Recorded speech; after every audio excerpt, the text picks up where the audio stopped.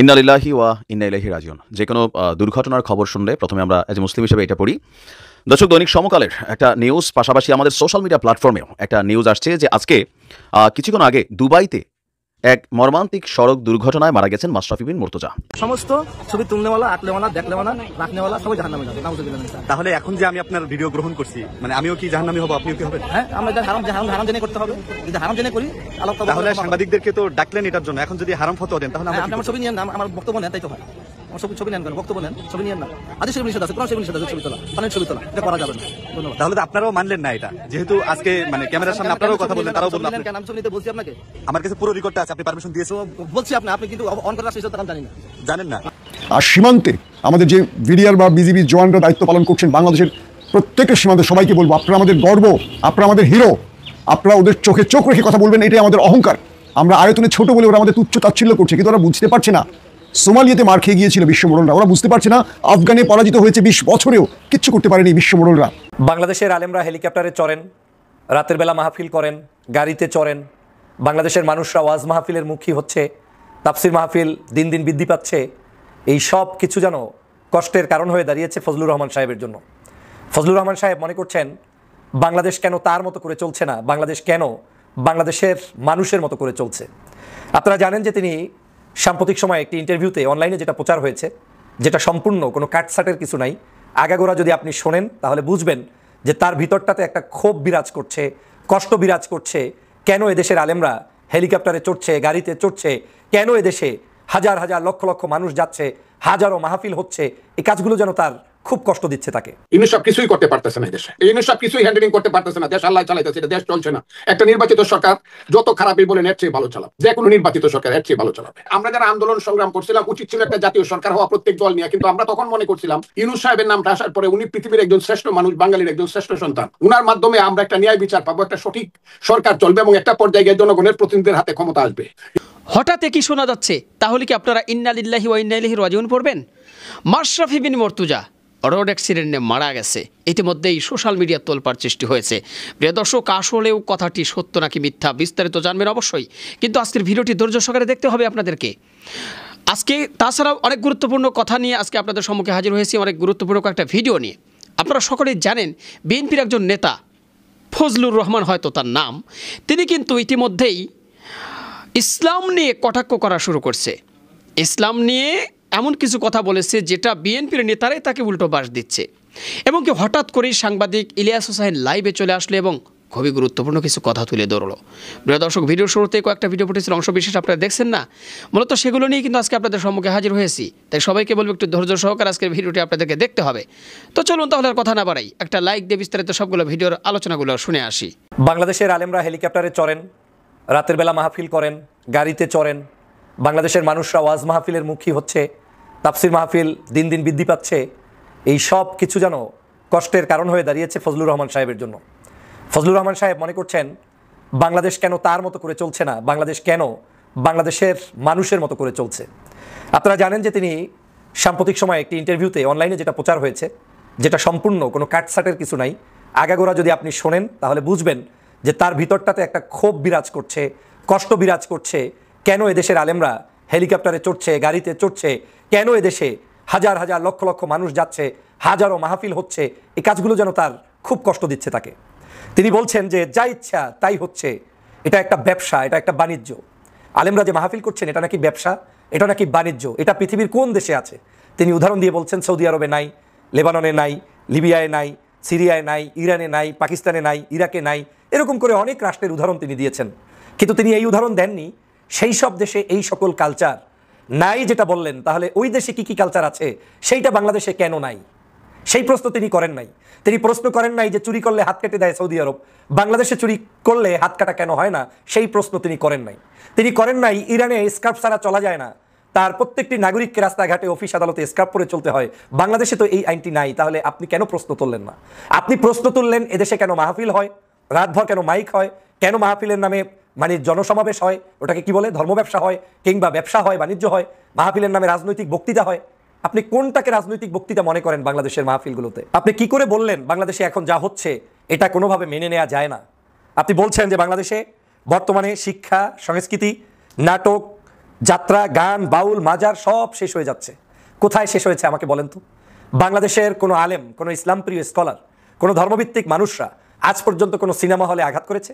আজ পর্যন্ত কোনো বেপরদা কিংবা যেটাকে ইসলাম ধর্মভিত্তিক যে ধরনের কার্যক্রম পরিচালিত হওয়া উচিত, করা উচিত কিন্তু করে নাই, তার কারণে কোনো নায়ক, নায়িকা, গায়ক, গায়িকা, শিল্পী, সাহিত্যিক, কবি কাউকে এই দেশের কোনো সত্যিকার ধর্মপ্রাণ মানুষরা আক্রান্ত করেছে, তাকে জুলুম করেছে? হয়নি।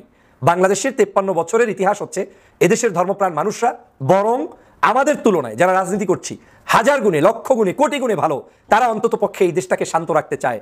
আজ যদি মসজিদের মেম্বারে দাঁড়িয়ে ইমাম সাহেবরা আজকের জুমার খুতবায় আমার দেশের যুবক তরুণদেরকে উৎসাহ না দিতেন, তাদেরকে শান্ত হতে না বলতেন, কত কোটি পুলিশ নিয়োগ দিয়ে আপনি দেশটাকে শান্ত করতেন বলেন? আমার দেশের নাগরিকরা এমনিই এই তাফসির মাহফিল, ইসলামিক স্কলার কিংবা অন্য ধর্মের মানুষদের বক্তব্যে অনুপ্রাণিত হয়ে শান্ত থাকে। যদি সেটা না থাকতো তাহলে আজকের আপনার এই বাংলাদেশে কোনো গভর্নমেন্ট ভালো করে পরিচালনা করতে পারতো না। আজকে দেওয়া উচিত তাদেরকে স্বর্ণপদক, আজকে দেওয়া উচিত তাদেরকে সম্মান। আজকের এই কওমি মাদ্রাসাগুলো আজকে না থাকলে কত লক্ষ শিশু প্রতি বছর শিক্ষা থেকে বঞ্চিত হতো, যাদেরকে সরকারি স্কুল, কলেজ, মাদ্রাসায় ভালোভাবে পড়ানোর মতো কোটা আপনার কাছে নাই। তাহলে তারা সেই কাজটি করছে। তাফসির মাহফিলগুলো হচ্ছে, এখন এই তাফসির মাহফিলগুলো দেখে আপনি কষ্ট পান কেন? বাংলাদেশের নাটক, সিনেমা, গান, মঞ্চ, বাদ্যযন্ত্র থেকে যদি যুব সমাজ নিজ দায়িত্বে কোনো মাহফিল করে, তাফসির মাহফিল করে, লক্ষ লক্ষ লোকগুলো যদি আলেমের সেই ওয়াজে যায়, তাহলে আপনার আমার জ্বলার কারণটা কি? এটা তো তার নৈতিক অধিকার, এটা তো তার ব্যক্তিগত স্বাধীনতা। একজন ব্যক্তি গানের মঞ্চে যাওয়াও যেমন স্বাধীনতা, একজন ব্যক্তি তাফসির মাহফিলে আসাও তার স্বাধীনতা। আজকে কোথায় দেখেছেন? বাংলাদেশে তো আজহারি সাহেবের মাহফিল হয়, শায়েখ আহমদুল্লাহ সাহেবের মাহফিল হয়, পীর মাশায়েখদের মাহফিল হয়। কোন মাহফিলে বিরিয়ানি দিয়ে, খিচুড়ি দিয়ে, গাড়ি দিয়ে, বাড়ি দিয়ে, টাকা দিয়ে, লোভ দিয়ে, পদপদবি দিয়ে মানুষকে নেওয়া হয়েছে? প্রমাণ দেখাতে পারবেন? একটাও নাই। তাহলে আলেমদের মাহফিল নিয়ে আপনার শরীরের মধ্যে জ্বলার কারণটা কি? আপনি বলছেন কি চায় এরা? এরা চায় বাংলাদেশকে গঠন করতে, এরা চায় দেশের নাগরিক হিসেবে দেশে অবদান রাখতে, এরা চায় আপনারা যে সকল অন্যায়, অত্যাচার, জুলুম, নির্যাতন করবেন তার প্রতিবাদ করতে। তাহলে আপনি তাকে নিয়ে কথা বলার কোন সাহসে অধিকার রাখলেন? তারা কি বাংলাদেশের নাগরিক নয়? দুনিয়ার সমস্ত কালচার শেষ হয়ে যাচ্ছে আপনার ভাষ্য অনুযায়ী। বাংলাদেশে দুনিয়ার সমস্ত কালচার কি শেষ হয়েছে বলেন? কালচার হচ্ছে ওই দেশের সভ্যতা, ওই দেশের মানুষের যে দৈনন্দিন জীবন ব্যবস্থা, তার যে কর্ম, তার যে ধর্ম, তার যে সামাজিক চর্চা, তার যে জীবন বিধান, এটার উপর ভিত্তি করেই একটা সভ্যতা, কালচার প্রতিষ্ঠিত হয়। তো আমার দেশের সভ্যতা হচ্ছে ঘরে ঘরে আওয়াজ হচ্ছে, কলেমার দাওয়াত হচ্ছে, নামাজ হচ্ছে, আপনার মসজিদ হচ্ছে, মাহফিল হচ্ছে, কিংবা হিন্দু ভাইদের পূজা পার্বণ হচ্ছে। দোষের কি আছে এখানে? তো তারা সেটা করবে না? আপনার পৃথিবীর কোথাও নাই যে জিনিসটা আপনি বললেন সেই জিনিসটা এই দেশে কেউ কি আমদানি করেছে না এই দেশ থেকে উৎপাদন হয়েছে? যদি এই দেশ থেকেই উৎপত্তি হয়, সেটা তো আমার দেশের সংস্কৃতি, আমার দেশের কালচার। তো আমার দেশের সংস্কৃতি যদি গানও হতে পারে, তাহলে আমার দেশের সংস্কৃতি একটি তাফসির মাহফিলও হতে হবে বা হচ্ছে, এবং জনগণকে তো চাপ সৃষ্টি করা হচ্ছে না। তাহলে আপনি কেন তাদের বিরুদ্ধে কুৎসা গাবেন যেটা আওয়ামী লীগ গাইতো? এর কারণ আছে। কারণ বাই বর্ণ আওয়ামী লীগরা কোনো দিনই আওয়ামী লীগের চরিত্র থেকে বিচ্ছিন্ন হতে পারে না। তারা যেখানেই যাবে সেখানে ওই বঙ্গবন্ধুর প্রশংসা, আওয়ামী লীগের প্রশংসা। আওয়ামী লীগ হারিয়ে যাবে না, আওয়ামী লীগ আবার ফেরত আসবে। আপনিই বলছেন ফজলুর রহমান সাহেব, সে কারণেই বলছি আপনি আওয়ামী লীগ থেকে ভিন্ন দলে এসেও আওয়ামী লীগকে ভুলতে পারেন নাই। আওয়ামী লীগের চরিত্র হচ্ছে এদেশের মানুষ স্বাধীনভাবে কথা বলবে না, তাফসির মাহফিলে 144 দ্বারা জারি করবে, আর আপনিও বলে দিচ্ছেন একই উপায়ে এই আলেমদের বিরুদ্ধে কথা। তার মানে মানুষ এখন চিন্তা করবে আপনার কারণে, আপনার বক্তব্য অনুযায়ী। যদিও আপনার বক্তব্য বিএনপি কিংবা বিরোধী মতের অনেক রাজনৈতিক সংগঠন লালন করে না, এটাই আমার বিশ্বাস, কিন্তু আপনাদের মতো লোকেরা বক্তব্য দিলে সাধারণ মানুষদের কাছে ভিন্ন মেসেজ যায়, ভুল মেসেজ যায়। আপনার কাছে তথ্য থাকা দরকার বাংলাদেশে কত লক্ষ মাদ্রাসা, কত লক্ষ মসজিদ, কত লক্ষ ইমাম, কত লক্ষ কারি, কত লক্ষ ইসলামিক স্কলার, কত লক্ষ ধর্মপ্রাণ মানুষ রয়েছে। তাদেরকে আঘাত করে কথা বলা আপনার জন্য কোনো অবস্থায় সমীচীন নয়। কিন্তু আমার মনে হচ্ছে আপনি এই কাজটা শুরু করেছেন কারো এজেন্ট হিসাবে, না হয় নিজের ভুলে, অতিরিক্ত বয়স হওয়ার কারণে মনে করতে পারেন অনেক কিছুই জীবনে অর্জন করতে হয়তো সময় মতো পাননি, তাই এখন ক্ষোভে স্তব্ধ হয়ে এখন এই ধরনের কথা বলছেন। এই কথা বলে আপনার আমার দলের কোনো ভোট বৃদ্ধি নয়, বরং আমরা আমাদের পায়ে কুড়াল মারছি। আর যদি এই কথার বাহিরে আওয়ামী লীগ যা করেছে তার বিরুদ্ধে গিয়ে জাতির প্রশ্নে ঐক্যবদ্ধ করতে পারতাম, জাতিকে সত্য মেসেজ দিতে পারতাম, সেটা আপনাকে আমাকে সম্মানিত করত, দেশবাসীকে উদ্বুদ্ধ করতো এবং বিশ্বস্ততার জায়গায় দেশবাসীকে নিয়ে যেতে পারত। কিন্তু আজকের প্রতিটা মুহূর্তে এই বক্তব্যগুলো দিয়ে বাংলাদেশটাকে শেষ করে দেওয়া হচ্ছে। আজকের আপনি বলছেন শিক্ষা, সংস্কৃতি, নাটক, যাত্রা, গান, বাউল, মাজার শেষ। কোথায় শেষ হয়েছে? কোথায় শেষ হয়েছে বলেন? মাওলানা মৌলবীরা গাড়িতে চললে আপনি কষ্ট পান কেন? বিমানে চললে আপনি কষ্ট পান কেন? হেলিকপ্টারে চললে আপনি কষ্ট পান কেন? এই দেশের আলেমরা কি হেলিকপ্টারে চড়ার অধিকার নাই? আপনি আওয়ামী লীগের কিংবা আমাদের বিভিন্ন রাজনৈতিক দলের নেতাকর্মীদেরকে কি বেগমপাড়া দেখেন নাই? বিদেশে বাড়িগাড়ি দেখেন নাই? অর্থনৈতিক অবস্থা দেখেন নাই? তাহলে এই দেশের আলেমদেরকে খোঁচাচ্ছেন কেন? আলেমদের মধ্যে একজন আলেমের নাম বলেন যে আপনার মতো আমার মতো ভিভিআইপি গাড়ি ব্যবহার করছে কিংবা তার বিদেশে অট্টালিকা বানিয়েছে, অর্থনৈতিকভাবে তার এমন সমৃদ্ধি করেছে যে টাকা পয়সা এদেশ থেকে চুরি করে নিয়েছে প্রমাণ দেখান। এখন যদি এদেশের একজন আলেমকে কেউ ভালোবেসে হেলিকপ্টারে না, তার চেয়েও যদি যন্ত্রে বড় কোনো বাহন থাকে, তাতে যদি কেউ নিয়ে যায়, তাতে আপনার আমার কষ্ট পাওয়ার কারণটা কি? আপনাকে আমাকে কেন ডাকে না সেটা অনুভব করুন। আপনি আমি তো তার কোনো ধরনের ভালো কাজটাকে প্রশংসা না করে তাদের বিরুদ্ধে কথা বলাই তো এটা এক ধরনের অন্যায়, এটা এক ধরনের হীনমন্যতা, এটা এক ধরনের আলেমদের প্রতি অবিচার। আপনি কেন করবেন এটা? বাংলাদেশের এই দেশের মাদ্রাসা, মসজিদ, ইসলামিক মার্কাজ, তাহাজিব, তামাদ্দুন, পীর, মাশায়েখ, ওলিয়া উলিয়া আলেম, ইসলামিক অর্গানাইজেশনগুলো যার যার নিজের টাকায় চলে, আপনাদের টাকায় চলে না। অন্যের পিছন খোঁচার আগে নিজে খুঁজুন। দুর্নীতি, দুষ্কৃতি, অবিচার, অন্যায়, অত্যাচার বন্ধ করুন। বাংলাদেশের প্রত্যেকটি মানুষের কাছে ভিন্ন মেসেজ নিয়ে যেতে হবে। আলেমদের বিরুদ্ধে কথা বলে সেই মেসেজ দিয়ে বাংলার মানুষের মন জয় করতে পারবেন না প্রিয় ফজলুর রহমান সাহেব। আজকের আপনাকে নিয়ে আমি লাইভও করেছি, সাউন্ড ক্লিয়ার না আসায় ভিডিও দিতে বাধ্য হয়েছি। আজকের এই বিষয়টি যদি আমরা না দেখি, রাজনৈতিক সংগঠনের শীর্ষ নেতৃবৃন্দ না দেখেন, যদি এই কথার লাগেম টেনে না ধরেন, তাহলে বাংলাদেশের ভবিষ্যতে আমাদের জন্য, দেশের জন্য, দলের জন্য ভয়াবহতা অপেক্ষা করছে। কোনো সন্দেহ নেই, কোনো সন্দেহ নাই। এদেশে এখন গত 16 বছরে আওয়ামী লীগের জুলুম, অত্যাচার, নির্যাতনের শিকার হয়ে আলেমরা সবচাইতে বেশি নিপীড়নের শিকার হয়েছে। সেই আলেম যদি আজকেও আপনার কথায় আমার কথায় নিপীড়নের শিকার হয়, তাহলে আপনি আর আওয়ামী লীগের মধ্যে পার্থক্য কি? পার্থক্য স্পষ্ট করে দিতে হবে। পার্থক্য স্পষ্ট করার জন্য আলেমদের তাফসীর মাহফিলের স্টেজগুলো আপনার মতো আমার মতো লোকদের দখলে থাকতে হবে। তাদের পাশে গিয়ে বসতে হবে। তারা আপনার চোখের সামনে আপনার বিরুদ্ধে কথা বললে আপনি সেটা মেনে নিয়ে আসতে হবে। কারণ কোরআন হাদিস দিয়ে কথা বলবে, ভয় পাওয়ার কি আছে? ওটাকে আপনি রাজনৈতিক ট্যাগ লাগানো, ওটাকে আপনি দূরে ঠেলে রাখা, এই মানসিকতা পরিহার না করলে ভয়াবহতা ছাড়া ভালো কিছু অপেক্ষা মোটেও করবে না। দেশ পরিবর্তন হয়ে গিয়েছে। এদেশে একটা সময় হুজুররা, ইসলাম প্রিয় নাগরিকরা নারায়ে তাকবীরের স্লোগান দিত, আর এখন স্কুল কলেজের শিক্ষার্থীরা কলেমার পতাকা পরে ঘুরছে, তাকবীরের ধ্বনি দিচ্ছে। যখন শেখ হাসিনা সংসদে নারায়ে তাকবীর স্লোগান দেওয়া নিষিদ্ধ করে, তখন এদেশের ছাত্রীরা রাস্তায় মিছিল করে। রাজাকার নিয়ে শেখ হাসিনা বক্তব্য দিতে গিয়ে সমস্ত হাসিনার মসনদ নরবরে হয়ে ধ্বংস হয়ে গিয়েছে। সেখান থেকে আমাদের শিক্ষা অর্জন করা ছাড়া আর কোনো কিছু নাই। লাখের পর লাখ টাকা নিতেছে। টাকাটা কি আপনি দিতেছেন? আলেমরা টাকা নিচ্ছে। কে দিচ্ছে? আপনি দিচ্ছেন। আলেমদের টাকা দেখলে আপনারা তো ভয় লাগে কেন? অথচ এই দেশে 16 বছরে এবং এর আগেও বিভিন্ন সময় হাজার হাজার কোটি টাকা লোপাট হয়েছে। প্রতিবাদ করতে পারছেন? কয়জন চোরকে ধরতে পেরেছেন? কয়জন চোরের বিরুদ্ধে কথা বলতে পেরেছেন? শুধু শুধু আলেমদের পিছনে কথা বলার কোনো যৌক্তিকতা আছে বলে আমার কাছে মনে হয় না। এবং এই ধরনের কুৎসা কিংবা খোঁচা দিয়ে কথা বলার মধ্য দিয়ে দলকে যেমন ক্ষতিগ্রস্ত করবেন, দেশবাসীকেও আপনারা ক্ষতিগ্রস্ত করবেন। এবং আমি মনে করি এটা কোনোভাবে সম্ভব নয়, এটা কোনোভাবে ঠিক হয় না। যা ইচ্ছা তাই করছে বলছেন। কি ইচ্ছা তাই করছে বলেন? জনগণ না চাইলে কি কিছু করা সম্ভব?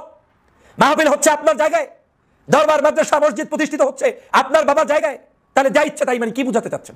তারা তো এটা করার জন্যই দেশে জন্মগ্রহণ করেছে। তাকে তা করতে দেন, আপনি আপনারটা করুন। এদেশে কারো কোনো সভ্যতা কালচার বন্ধ হবে না। এদেশে আপনি যেটা চান বলেছেন, নজরুল গীতি, অমুক গীতি, রবীন্দ্রনাথ, নাটক, গান, সিনেমা চলে না কেন? সবই তো চলে, সবই চলে। এখন যদি কেউ গতকালকে নাটক দেখতে গিয়ে আজকে যদি সে তাফসীর মাহফিলে যায়, সেটা তো তার কাছে খোঁজ নেন, তিনি কেন যাচ্ছে। গতকালকের এইখানে সিনেমা হয়েছে, আগামী বছর কেউ যদি তাফসীর মাহফিল করে, সেটা তো তার ব্যাপার। আপনি তাকে বরং এইটা নিষিদ্ধ করা মানে আপনি তার অধিকারকে হরণ করছেন। একটা সমস্যা কি জানেন? বাংলাদেশে যা কিছু হয় ওই খোঁচাখুচি করতে গিয়ে ইসলামের বিরুদ্ধে। ইন্না লিল্লাহি ওয়া ইন্না ইলাইহি রাজিউন। যে কোনো দুর্ঘটনার খবর শুনলে প্রথমে আমরা এজ এ মুসলিম হিসেবে এটা পড়ি। দর্শক, দৈনিক সমকালের একটা নিউজ, পাশাপাশি আমাদের সোশ্যাল মিডিয়া প্ল্যাটফর্মেও একটা নিউজ আসছে যে আজকে কিছুক্ষণ আগে দুবাইতে এক মর্মান্তিক সড়ক দুর্ঘটনায় মারা গেছেন মাশরাফি বিন মুর্তজা। এর পরপরই আমরা সেই কমেন্টের দিকে দেখলাম, তারপর প্রত্যেকটা গণমাধ্যম যাচাই বাছাই করলাম। তারপরে আমরা যতটুকু হতাশামূলক খবর পেলাম, বিশেষ করে যারা মাশরাফি বিন মুর্তজার মৃত্যুতে সবাই আলহামদুলিল্লাহ লিখছিলেন, আপনাদের জন্য হতাশামূলক খবর হচ্ছে মাশরাফি বিন মুর্তজা আসলে মারা যায় নাই। তাহলে তার মৃত্যুর একটা ছবি, একটা অ্যাক্সিডেন্টের ছবি, এগুলো কোথায় থেকে আসছে? দর্শক, প্রেক্ষাপটটা শুরু হয়েছে চলমান বাংলাদেশ প্রিমিয়ার লিগ মানে বিপিএলে খেলছেন না সাবেক অধিনায়ক এবং সংসদ সদস্য মাশরাফি বিন মুর্তজা। এরই মধ্যে সামাজিক যোগাযোগ মাধ্যমে প্রচার করা হচ্ছে তিনি মারা গেছেন। ভাইরাল হওয়া একটি ফটোকার্ডে দাবি করা হয়েছে দুবাইতে মাশরাফি বিন মুর্তজা সড়ক দুর্ঘটনায় মারা গেছেন। তবে এক বালতি সমবেদনামূলক শব্দ হচ্ছে কি, মাশরাফি বিন মুর্তজা তিনি জীবিত আছেন। বেসিক্যালি তার এই মৃত্যুর খবরটি সঠিক নয়, বরং কোনো নির্ভরযোগ্য তথ্য প্রমাণ ছাড়াই এই ভুয়া খবরটি প্রচারিত করা হয়েছে। এ বিষয়ে আমাদের রিউমার স্ক্যানার বলছে যে এই মুহূর্তে নির্ভরযোগ্য কোনো সূত্রই বলছে না যে মাশরাফি দুবাইয়ে অবস্থান করছেন, অথবা তার মৃত্যু সংক্রান্ত কোনো দাবি তার পরিবারের কাছ থেকেও পাওয়া যায়নি। তবে এই মুহূর্তে আপনার লোকচক্ষুর আড়ালে অবস্থান করছেন মাশরাফি বিন মুর্তজা। চলমান বিপিএলে সিলেট স্ট্রাইকার্সের পক্ষে মাঠে নামার কথা ছিল, কিন্তু তার অনুপস্থিতির কারণেই আসলে এই বিষয়টা সামনে আসছে। তবে সিলেট কোচ বলছিলেন বিপিএল শুরুর আগে যে মাশরাফি আমাদের স্কোয়াডে আছে, আর পরিস্থিতির উপর নির্ভর করছে তিনি কি খেলবেন নাকি খেলবেন না। তো দিন শেষে আমরা দেখছি বিপিএল মাঠে গড়িয়েছে, সৌন্দর্য হারিয়েছে, আগের তুলনায় মাশরাফি খেলছেন না। তো সবকিছু মিলিয়ে মাশরাফি বিন মুর্তজা আসলে এই মুহূর্তে তিনি জীবিত আছেন। তবে যারা তার মৃত্যুর ভুয়া খবরটি প্রচার করেছেন তাদের উদ্দেশ্যে বলছি, দেখেন সোশ্যাল মিডিয়া প্ল্যাটফর্মে আপনারা যখন এই কাজগুলো করেন, এতে হয় কি প্রকৃত সত্য খবর কোনটা, ভুয়া খবর কোনটা, গুজব কোনটা, এটার মধ্যে আইডেন্টিফিকেশন করতে আমাদের যারা অডিয়েন্সরা আছে তারা কিন্তু এতটা তথ্য যাচাই বাছাই করতে পারে না। ইভেন এই খবরগুলোকে আরও নির্ভরযোগ্য করার জন্য করে কি, মূলধারার স্ট্রিমিংয়ের যেই কিউ কার্ডগুলো আছে, যমুনা টিভি, সমকাল, প্রথম আলো বা আরও আর টিভি, তো এগুলার করে কি যে তারা যেমন যে কোনো নিউজ যেমন লেখা থাকে, যে কোনো একটা খবর দিয়ে বিস্তারিত কমেন্টে, তো বিস্তারিত কমেন্টের উপরে যে ছবিটা থাকে ওই ছবি থেকে মাঝখানের অংশটা সরাই নিয়ে তারা করে কি আপনার একটা হেডিং তৈরি করে আর একটা ছবি এখানে দিয়ে দেয়। তো যার কারণে মানুষ মনে করে আর টিভি নিউজ, আরে প্রথম আলো নিউজ, আরে যমুনা টিভি নিউজ, অথবা ব্লা ব্লা ব্লা যে কোনো পত্রিকা নিউজ, তার মানে ঘটনা নিশ্চয় সত্য। মানুষ কিন্তু এগুলো বিশ্বাস করে ফেলে। এই কারণে আসলে ওই যে মাঝে মাঝে ডিজিটাল নিরাপত্তা আইনে অনেকের বিরুদ্ধে আইনি ব্যবস্থা নেওয়া লাগে। কেন? এরা সমাজে উস্কানিমূলক খবর ছড়াতে, বিভ্রান্তিমূলক গুজব, অপতথ্য ছড়াতে এই ধরনের ঘটনাগুলো কিন্তু তারা করে থাকে। বাংলাদেশ সীমান্তে বিএসএফ এবং বিজিবির মধ্যে আমরা দেখছি বিগত বেশ কদিন ধরে উত্তেজনা চলছে। তো এরই মধ্যে চাঁপাই নবাবগঞ্জ যে সীমান্ত রয়েছে, সীমান্ত রেখা, সেখানে ভারত বাংলাদেশের জনগণের উপর আমরা দেখেছি আক্রমণ করেছে। হাতবোমা থেকে শুরু করে দেশীয় অস্ত্রশস্ত্র তারা ব্যবহার করেছে এবং সেখানে আমাদের বেশ কয়েকজন বাঙালি আহত হয়েছে। এখানে গুরুত্বপূর্ণ কিছু তথ্য পেয়েছি যে আসলে সেখানে কি ঘটেছিল। পাশাপাশি 225 জন বিডিআর সদস্য জামিনে মুক্ত হয়েছেন। এটার পেছনে আসলে নেপথ্যে কলকাঠি কে নেড়েছিলেন, কয়েকটা গুরুত্বপূর্ণ তথ্য আজকে আপনাদের দেবো, একটু জেনে থাকা ভালো বলেই এই তথ্যগুলি আপনাদের জানাতে চাই। প্রথম, সীমান্তের বিজিবির কয়েকজন সদস্যের সাথে আমার কথা হয়েছে, মানে আমাদের বিডিআর সদস্যদের সাথে, এবং চাঁপাইনবাবগঞ্জের বেশ কয়েকজন সাংবাদিক, এবং যখন এই সংঘর্ষ ছড়িয়ে পড়ে যারা এখানে ছিলেন প্রত্যক্ষদর্শী, তারা অনেকেই আমাকে জানিয়েছেন যে তথ্যগুলো বলবো আপনাদের। প্রথমত হলো, ওপার থেকে মানে ভারতের অংশ থেকে শত শত উগ্র জনগোষ্ঠী তারা বাংলাদেশের উপর আক্রমণ করে। আক্রমণের আগে তারা পেয়ারা গাছ, আম গাছ, বড়ই গাছ, এরকম অনেকগুলো গাছ কেটে নিয়ে যায়। অর্থাৎ বাংলাদেশের ভূখণ্ডে ঢুকে বাংলাদেশের গাছ তারা কেটে নেয়, কারণ তারা একটা উত্তেজনা সৃষ্টি করতে চাইছে ইচ্ছে করে। এরকম কিন্তু সচরাচর তারা করে না, কিন্তু হঠাৎ করে এই ইউনূস সরকার ক্ষমতায় বসার পর অনেকটা শেখ হাসিনার শেখ হাসিনার যিনি আর কি মূল নরেন্দ্র মোদী, তার আত্মীয় স্বজন না কি বলেন, তার ইচ্ছাতেই হতে পারে এই কাজটি করা হয়। এরপর আমরা কি দেখলাম যে সেখানে যখন বাঙালিদের মানে বাংলাদেশের অঞ্চলে ঢুকে তারা এভাবে গাছ কেটে নেয়, তখন বাধা দেয় বাংলাদেশিরা, তখন তাদের উপর এই আক্রমণটা হয়। বলা হচ্ছে যে বাংলাদেশিরা সেখানে যে ভূমিকাটা নিয়েছিল এটার পুরো পৃথিবীতে প্রশংসা করা হচ্ছে। বাংলাদেশিরা ভারতের সেই বিএসএফের সামনে এবং উগ্রপন্থী ভারতীয়দের সামনে তারা একেবারে আবু সাইদের মতো দাঁড়িয়ে পড়ে। বিজিবির বেশ কয়েকজন সদস্য জানিয়েছেন, সেদিন যদি বাংলাদেশিদেরকে কন্ট্রোল করা না হতো, তারা এতটা আক্রমণাত্মক ছিল ওই উগ্রদের ব্যাপারে যে বড় কিছু ঘটে যেত। বিজিবি সদস্যরা বাংলাদেশিদেরকে বোঝান যে তোমাদের জন্য একটি ফাঁদ তৈরি করেছে, অতএব তোমরা আজকে মাথা ঠান্ডা রাখবে। এবং প্রতিটা বাংলাদেশি ওই উগ্রদের প্রতিবাদ করেছে, কিন্তু কেউ আইন হাতে তুলে নেওয়ার মতো কাজটি করেনি। বিজিবি সদস্যরা বলেছে যে আমাদের বাংলাদেশিদের মধ্যে যে এত দেশপ্রেম, এটি আমরা সেদিন বুঝতে পেরেছি। কয়েকটা উদাহরণ দিয়ে তারা বললেন যে আমরা বিজিবি সদস্যরা যখন দাঁড়িয়েছিলাম ওই স্থানটিতে সীমান্ত অঞ্চলে, তখন ওপার থেকে ওই উগ্ররা আমাদেরকে টার্গেট করার জন্য হাত বোমাও ছুঁড়েছিল, কিন্তু বাংলাদেশিরা সামনে দেয়ালের মতো দাঁড়িয়েছিল। বাংলাদেশের জনগোষ্ঠী বলেছে যে আমরা বেঁচে থাকতে আমাদের একজন বিডিআর সদস্যের এতটুকু ছোঁয়া লাগতে দেব না। বিজিবি সদস্যটা যখন এই তথ্যগুলো দিয়েছেন, আমি তাদের কণ্ঠে বা কথা এটুকু বুঝতে পেরেছি যে তাদের চোখ হয়তো ভিজে যাচ্ছে। তারা বলছে 15 বছর ধরে আমাদেরকে এভাবে মানে বিড়াল বানিয়ে রাখা হয়েছে, আমাদের এই বাঘগুলোকে ওরা বিড়াল ভেড়া বানিয়ে রেখে দিয়েছিল। কে? শেখ হাসিনা। আজকে বিডিআর বলছে যে আজকে আমাদের বুকে সাহস ফিরে এসছে, আজকে আমরা চোখে চোখ রেখে কথা বলতে পারি, বন্দুকের বিরুদ্ধে বন্দুক ব্যবহার করতে পারি, বুলেটের বিরুদ্ধে বুলেট ব্যবহার করতে পারি। মনে হচ্ছে যে আমরা আজ স্বাধীন হয়েছি। বিগত 15 থেকে 18 বছর মনে হচ্ছে আমরা পরাধীন রাষ্ট্রে বাস করি। আমরা এতদিন পরাধীন ছিলাম, এতদিন ধরে বর্ডারে আমাদের ভাই বোনদের মারত ওরা, আর আমরা সেই লাশ বুঝে নেওয়ার জন্য পতাকা বৈঠক করতাম। আমরা আমাদের হাতে যে অস্ত্র কখনো ব্যবহার করতে পারতাম না, উল্টো আমরা আতঙ্কে থাকতাম যে আমরা কোনো কারণে যদি ওদের সাথে সংঘর্ষে জড়াই আমাদের চাকরি থাকবে কি না, আমাদের প্রাণ রক্ষা হবে কি না, আমাদের সরকারই আমাদের কত বড় শাস্তির মুখে ফেলবে। কে বলছে?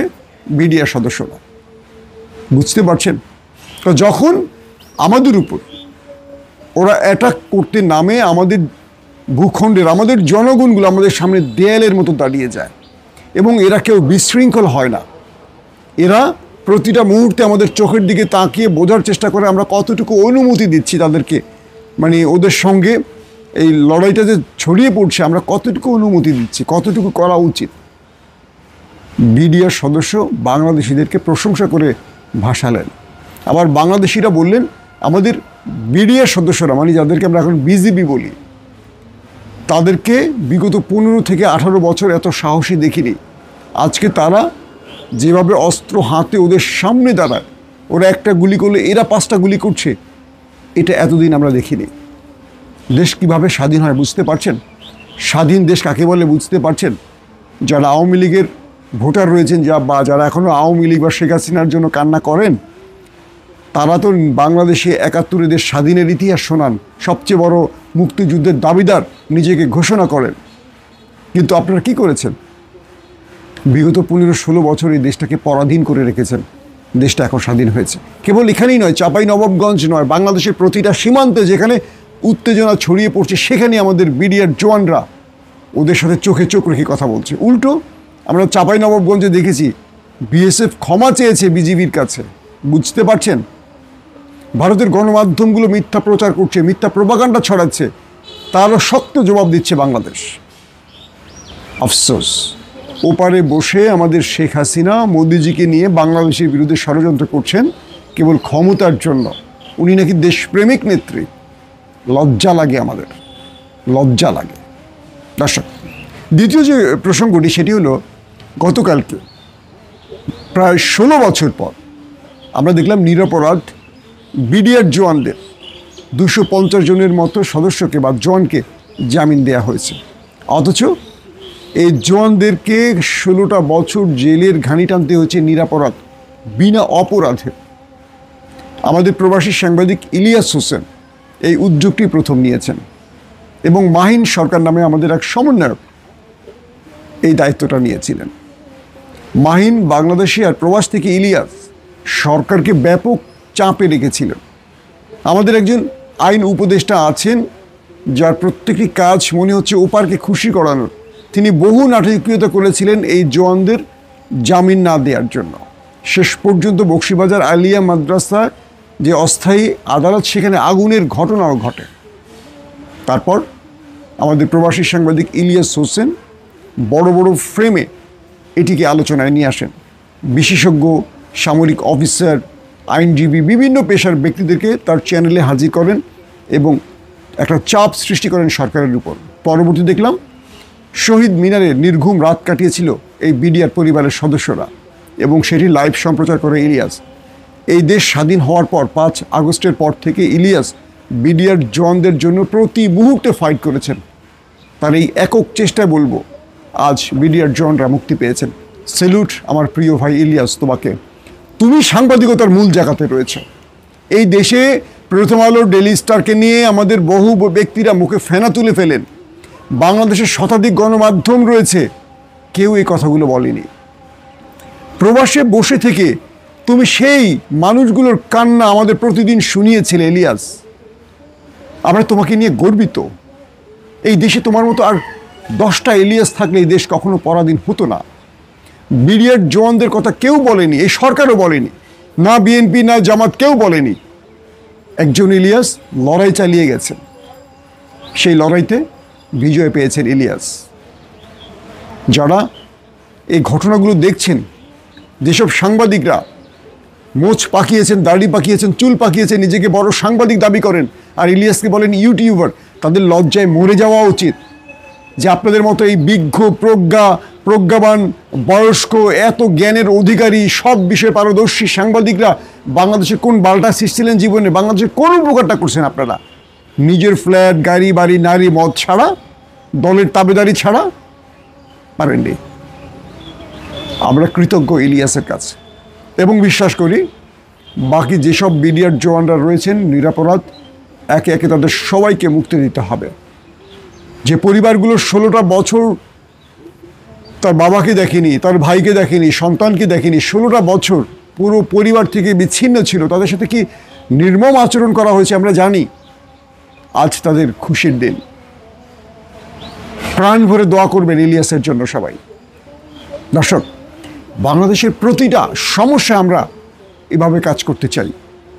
বাংলাদেশের আগামী সময়গুলোতে আসছে অনেক বড় বড় বিপদ, খুব দুঃখজনক খবর আমাদের কানে আসছে। বিশ্বাস করি সবাইকে আমাদের একজোট হতে হবে।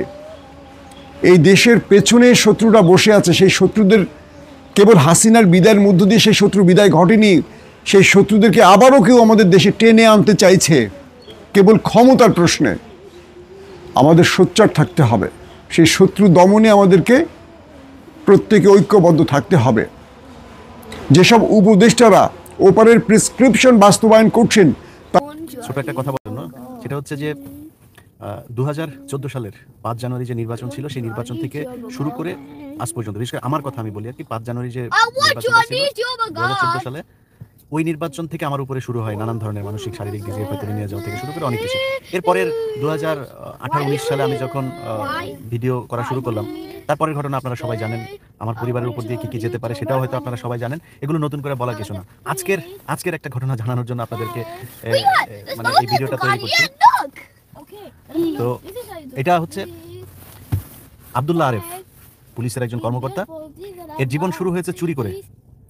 পুলিশের মানে সে যে বিএনপি করতো, বিএনপির সময় ভালো ছিল, আওয়ামী লীগের সময় খারাপ ছিল এরকম না। সে সব সময় তার বিরুদ্ধে মানুষের জমি দখল করা, মানুষকে মিথ্যা মামলা দেওয়া, মানুষের কাছ থেকে চাঁদাবাজি করা। আপনার আব্দুল্লাহ আরেফ সম্পর্কে আপনি যদি নিউজ সার্চ করেন অনেকগুলো দেখে যাবেন। আর যারা দেখতে পারবেন না তারা আগামীকাল অথবা আমি জানি না শেষ করতে পারবো কিনা, সম্ভবত আগামীকাল অথবা পরশু, একদিন পর অর্থাৎ পরশু দিন। কারণ আমি বিডিআর এর বিষয়টা নিয়ে কাজ করছিলাম, সময় পাচ্ছিলাম না। ওয়েট একটু ধরো। তো এই এখন এটা নিয়ে কাজ করার সময় পাইনি আমি। আসলে স্নোর ভিতরে বাচ্চাদের নিয়ে বের হয়েছে এরা গাড়িতে, এই কারণে সাউন্ড হচ্ছে। যাই হোক, আমি ছোট করে বলে ছেড়ে দিই। এই অফিসার আজকে আমার ছোট ভাইকে ফোন করেছে। ফোন করে সে বলেছে, আচ্ছা গত 3-4 দিন আগে সে ফোন করেছিল একটা, কারণ তার বিভিন্ন জায়গায় যে সম্পত্তি আছে, মানে নর্মালি পুলিশের এই লেভেল নিয়ে এখন কথা বলার সময় নাই বা এটা বিষয় না, কারণ পুলিশ এমনিতেই একটা বিপজ্জনক অবস্থার ভেতরে আছে। তাদের আসলে আমি বলবো যে পুলিশের উপরে একটা নির্যাতনই চলেছে 5 জানুয়ারির পর থেকে। 5 জানুয়ারিতে যারা কিনা আগে যারা এই সরকারের দালালি করেছে তারা তো পালিয়েছেই, কেউ আটক হয়েছে, খুব স্বল্প সংখ্যকই আটক হয়েছে, বেশিরভাগই পলাতক। এর বাইরে যারা এখন আছে তারা আসলে একটা সমস্যার ভেতর দিয়ে যাচ্ছে। যে কারণে আমি পুলিশ নিয়ে কোনো এই মানে নেগেটিভ কোনো কথাবার্তা কোনো কিছু এখন পর্যন্ত বলি নাই, বলতে চাই না। কিন্তু আব্দুল্লাহ আরেফ তার জীবনের বেশিরভাগ কেটেছে সে সাসপেন্ড হয়েছে কি কারণে, মানে জাতীয় পত্রিকাতে নিউজ হয়েছে, যুগান্তর থেকে শুরু করে অনেক পত্রিকা নিউজ আছে। আমি এটা আপনারা আগামী কালকে অথবা পরশু দিনই দেখতে পারবেন। এই বদমাইশকে নিয়ে যখন আমার টিম গিয়েছে, আমি 15 মিনিটস নিয়ে কাজ করছি, আমার টিম গিয়েছে তার বিভিন্ন জায়গায় সম্পত্তি কি আছে এগুলো নিয়ে কাজ করছি। আপন চাচা, তার মাগুরাতে বাড়ি, আপন চাচারা পর্যন্ত তার মামলা থেকে বাঁচে নাই। সে ছিল ছাত্রলীগ করতো, তারপর ওইখানকার ওই যে প্রজন্ম মুক্তিযোদ্ধা লীগের সেই ওই পোস্টার সে যে ওই সময় সে অনুষ্ঠানে ছিল, এগুলো সব ছবিটবি আমার কাছে। শেখ হেলাল, এদের সাথে তার কি মহরম ধরম সবই আমার কাছে আছে, ওগুলি দেখবেন আপনারা। হঠাৎ করে এসে সে এখন বিএনপি সেজে গিয়েছে, মানে চাকরি ছিল না, ওইটা দেখিয়েছে যে সে খুবই নির্যাতিত ছিল। এবং চাকরি যে ছিল না কেন সেটা তো আর কেউ জানে না। ছাত্রলীগ নেতা থেকে এখন সে বিএনপি সেজে তারপরে পুলিশের ভেতরে ঢুকে আবার সে আগের কাজ শুরু করেছে। 3-4 দিন আগে তার এই নবীনগরের দিকে কোথায় যেন এক জায়গায় গিয়েছে আমার টিম একটা, যাওয়ার পরে সেখানে সে পরিচয় দিয়ে এসছে। জিজ্ঞেস করেছে কোথা থেকে, সে বলেছে 15 মিনিটসের একটা প্রোগ্রাম হবে, আপনার এটা ছবি নিতে আসছে। ওকে, সেটা নেওয়ার পরে সে ফোন দিয়েছে আমার ভাইকে। ফোন দিয়ে বললো যে ভাই আপনার সাথে একটু বসতে চাই, ভাই আমরা তো আপনাদেরই লোক, কি দরকার ভাই আমাদের নিয়ে ই করা, এইসব বলে টলে তারপরে বসতে চেয়েছে। তো আমার ভাই বলেছে যে দেখেন এটা তো আমি জানি না এটার ব্যাপারে, 15 মিনিটসের কাজ আমেরিকা থেকেই করেন উনি যাদেরকে দিয়ে কাজ করেন তারা কাজ করে, এটা আমি কিছু বলতে পারবো না, আপনি তার সাথে কথা বলেন। আজকে একটু আগে সে কয়েকবার ফোন দিয়েছে আমার ভাইকে, সবাই ফোন ধরে নাই। এক এএসপি কে দিয়ে, ওই এএসপির নামটা বলছি না কারণ এএসপি কে আমি এমনিতেই হালকা পাতলা বাম্বু দিয়েছি, দেওয়ার পরে সে বলেছে যে সে ভাই আমি এগুলির ব্যাপারে জানি না ভাই কিছু, আমাকে স্যার বলেছে আরেফ স্যার, এই জন্য আমি ফোন করেছি। আমি সব ফোন রেকর্ড সব রেখে দিয়েছি। তো আরেফ স্যার কি বলে ফোন দিয়েছে আমার ভাইকে সে জুলাই হত্যা মামলায় ঢুকাই দিবে।